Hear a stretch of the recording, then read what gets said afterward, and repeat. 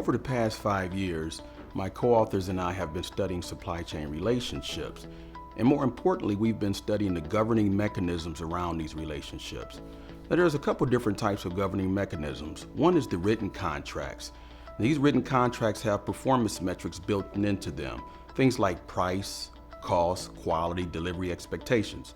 But we also notice that the governing mechanisms in these supply chain relationships are often governed by individuals.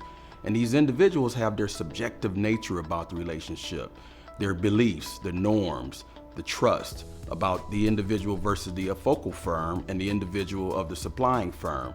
And what we're trying to find out is what is it about these subjective natures called the psychological contract that may tear down the supply chain relationship.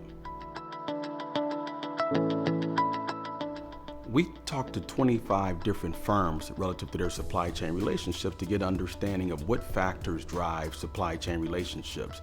And these 25 firms told us that really trust and ethics often drive the behavioral part of the supply chain relationships in individuals. Then we did a broad study and we surveyed 200 firms relative to trust, ethics, and psychological contract violations. And what we found is that ethics is the #1 driver in terms of dissolving supply chain relationships. But we also found that it's the individual's perception of the supply chain relationships and the psychological contract that has been violated that'll tear down the supply chain relationship. The overall message to supply chain managers is that you have to go beyond the written contract when you're determining what's a healthy supply chain relationship. It's very important for you to look at the individual level.